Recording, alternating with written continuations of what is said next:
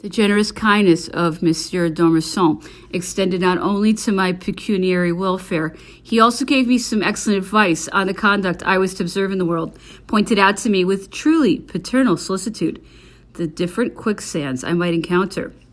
In speaking of the king, he showed himself a subject whose loyalty was carried to the highest pitch of enthusiasm, though he deplored the fatal weakness that hurled the monarch down the precipice through torrents of blood.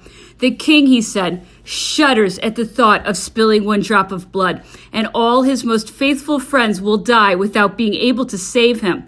He has been warned of his mistake, but nothing can make him open his eyes. We have therefore no choice but resignation and death. All our conversation was upon the same subject, and Monsieur d'Ormesson communicated to me the ardor of his own sentiments. Notwithstanding the horror I felt at the scenes of tumult that we witnessed every day, I still comprehended well enough that the revolution being a struggle between the privileged classes and the nation, the latter would, if successful, reap advantages which it had a right to claim. I also felt that as I did not myself belong to the privileged classes, I was at liberty to remain indifferent to their interests and their contest.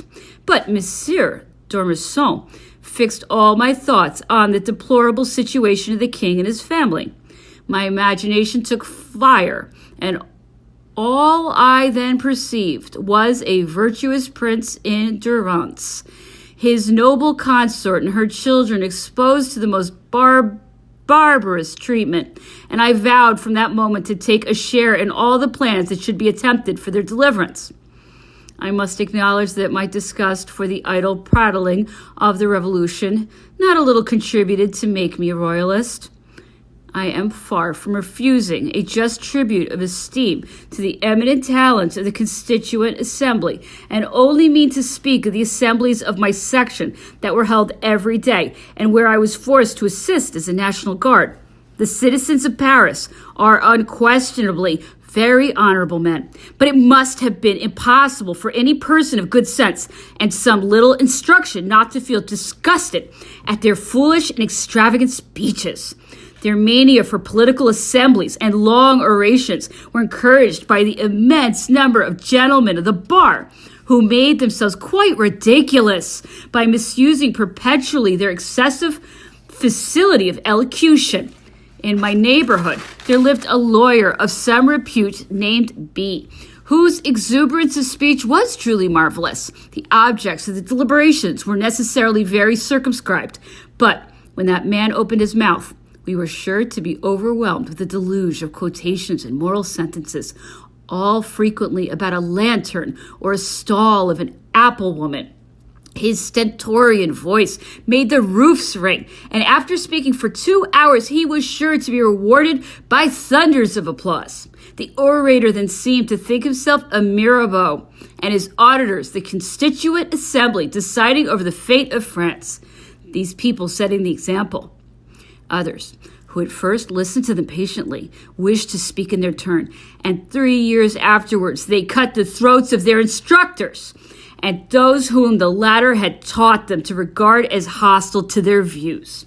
In 1790, I frequently mounted guard in the palace.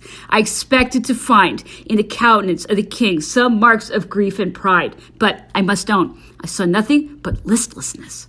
His enormous embonpoint, his eyes without expression, his gait deprived of all manner of dignity, disconcerted a little by enthusiasm, but it rekindled at sight of the queen and her children. She was a woman and a mother, born in a foreign country. She had been entrusted to the honor of France.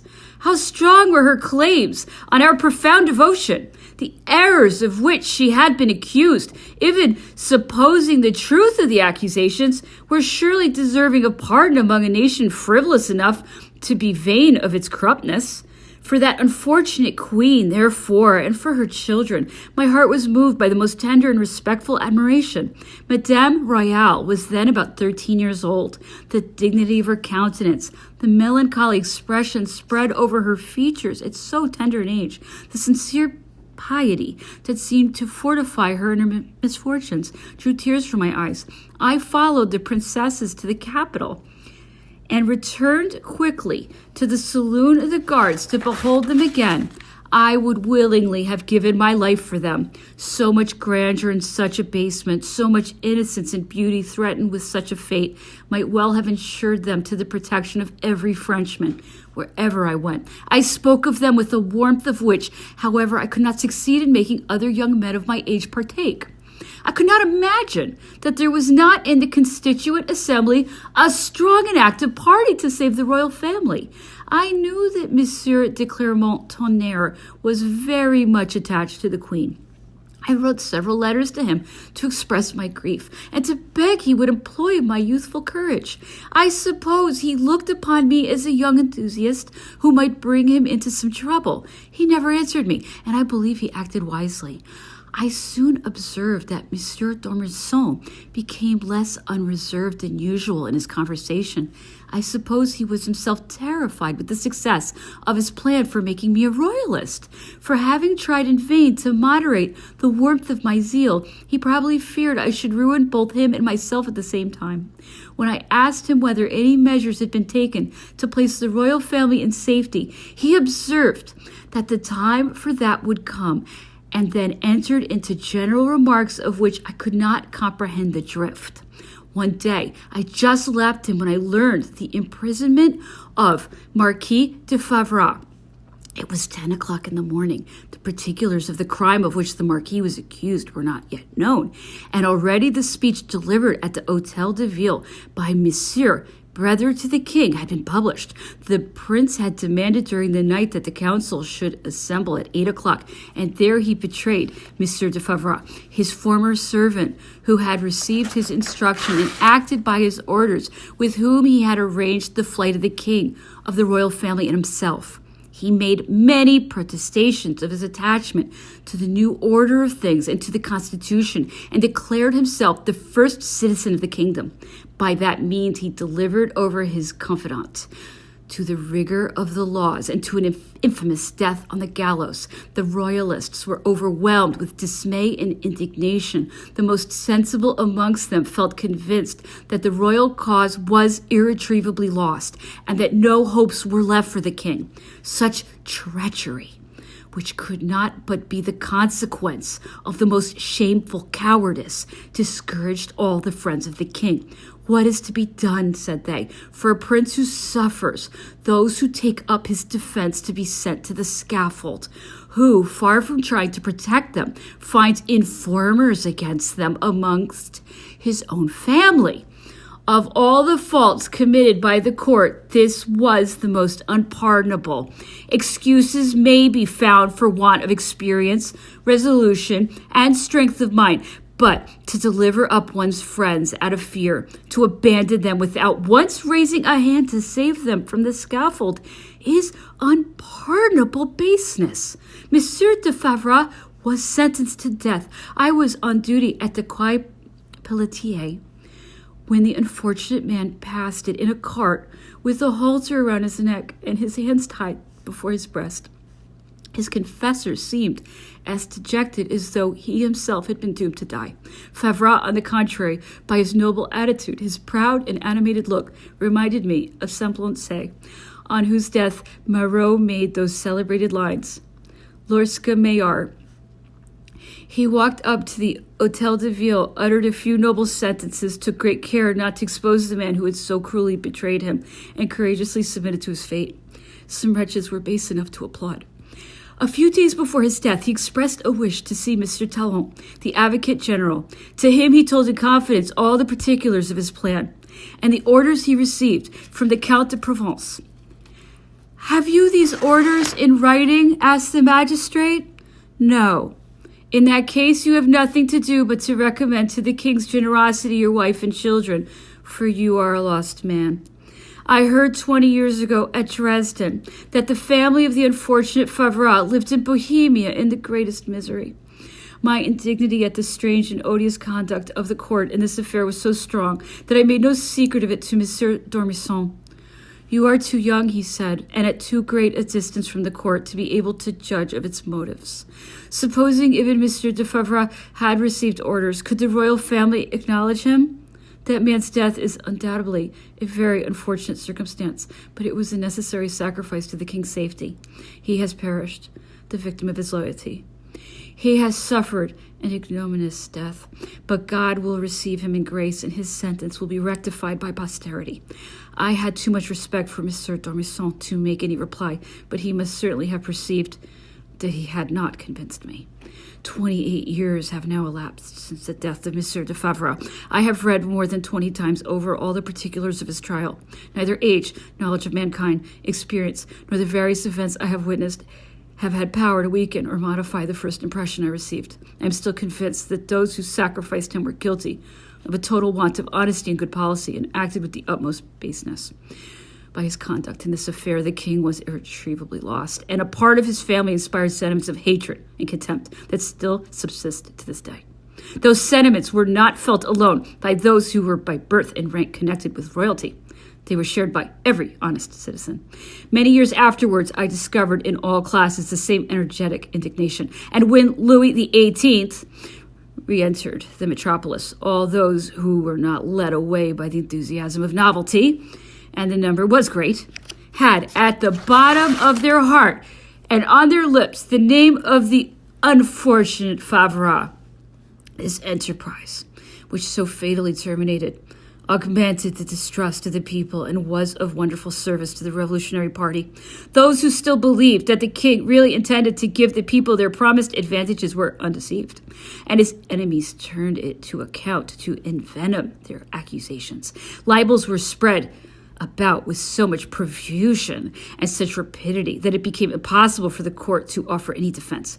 It was about that time that the rage of emigration began. It appeared an easier task to go to Coblentz to threaten than to remain in Paris to assist the king, which commenced in the provinces a civil war, the chances of which would at that time have been doubtful, especially when waged by men who were unable to cast off their luxurious habits, and who, unknown to themselves, carried in their breasts some of the seeds of the revolution, that is to say, want of discipline and subordination, discontent, and a taste for innovation. The royal family remained, therefore, surrounded by a few hundred noblemen whom duty, or the most noble and courageous fidelity, still retained in France. But this fidelity was accompanied by so much hatred of the patriots and so much foolish presumption that it proved more dangerous than useful to their master. They were jealous of the National Guards who did duty in the palace. Their everlasting derision and threats disgusted all the citizens honestly attached to the king. As soldiers, the National Guard undoubtedly were not deserving of some little ridicule. But ought they to have been thus irritated whilst they were giving such disinterested proofs of fidelity, and when they might have been so extremely useful? The commander-in-chief of the guards was more particularly the object of their bitter satires. This soured our temper, and I observed with regret that many honest men who would have laid down their lives for the king took the fatal resolution of abandoning him. I must say, however, that the royal family were far from approving the conduct of their pretended friends. The king and queen always showed the greatest affability to the National Guards, but their example was not followed, nor were even their remonstrances listened to. I may quote one instance of which the consequences were fatal. The Duke of Orleans had for some time felt he stood in an equivocal light, and that his position at court was unworthy of his name and character. He wished to come to a reconciliation with the king and queen. A negotiation, prudently managed, succeeded completely. It was agreed that the first prince of the blood should come publicly to pay his respects. I think it was Easter Sunday. The apartments were crowded. The prince appeared at the moment dinner was being served up to the royal family. Immediately some silly young men, thinking themselves very clever, cried out, "Take care of the dishes! Here comes the Duke of Orleans!"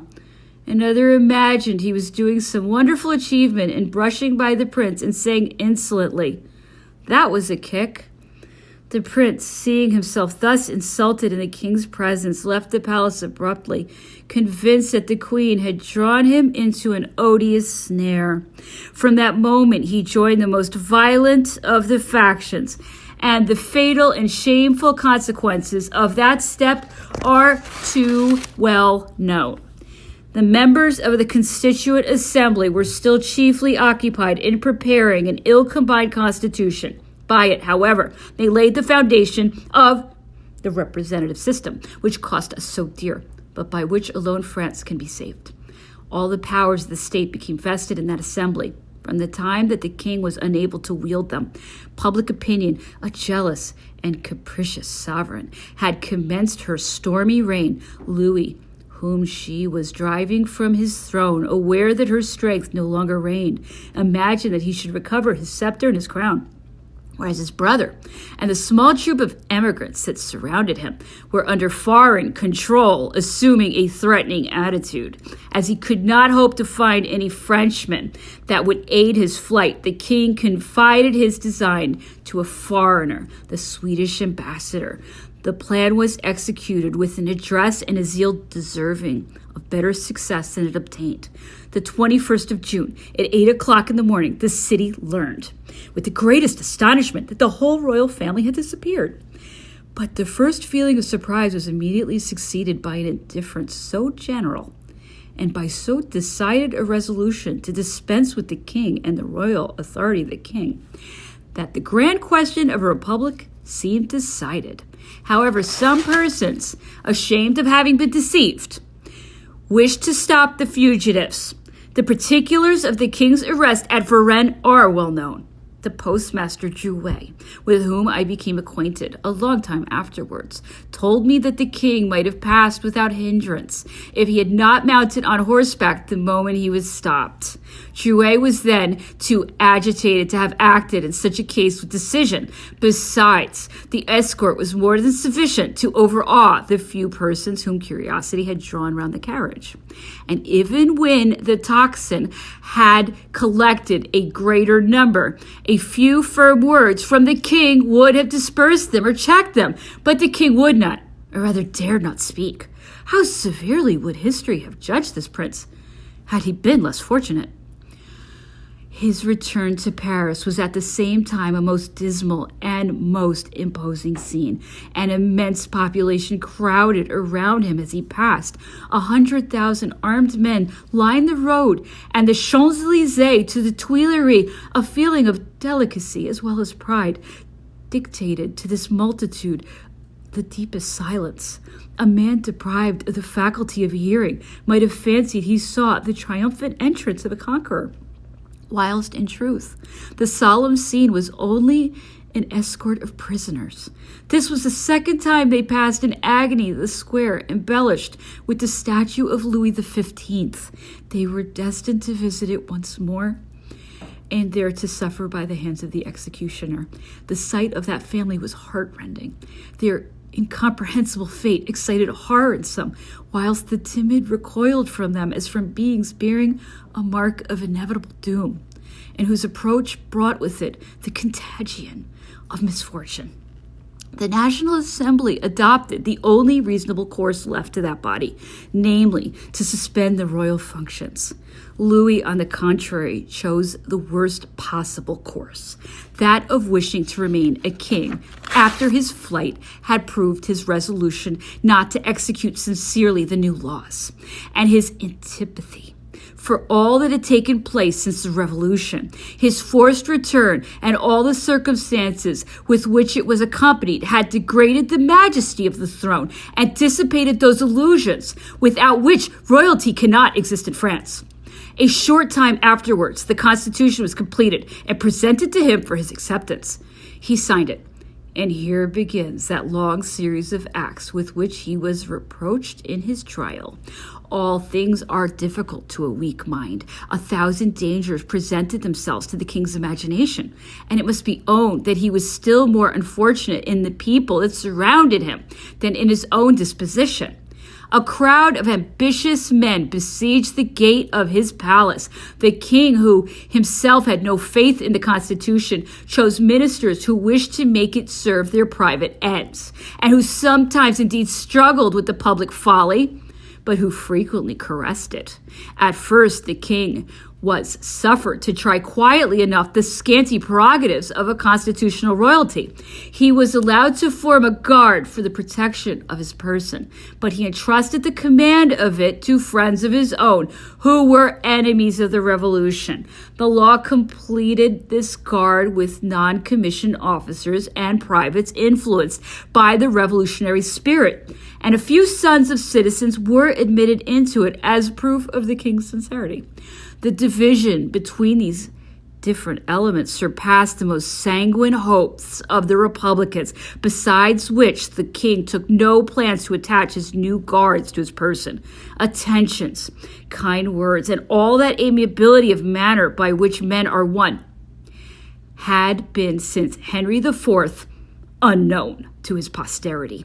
A contemptuous etiquette scorned the use of such means and regarded them as vulgar intrigue. The consequence was that the assembly, under I know not what pretense, disbanded this troop, which already amounted to 1,500 men. Two obscure municipal officers came to the palace of the Tuileries, induced the guards to follow them to the military school, where they peaceably laid down their arms. The next morning, not a trace of them was remaining. By a chain of those extraordinary circumstances which belong to the history of our age, there arose from the ranks of these obscure soldiers, who thus passed under the most ignominious yoke, a Marshal of France, Bessières, a man equally distinguished by his gallantry and by his faithful devotion to his master. When acknowledged as king by all the sovereigns of Europe, the life of Bessières was distinguished by brilliant feats of valor and would have occupied many bright pages in history had he not, in his latter days, disgraced his crown of glory by odious ingratitude towards his benefactor.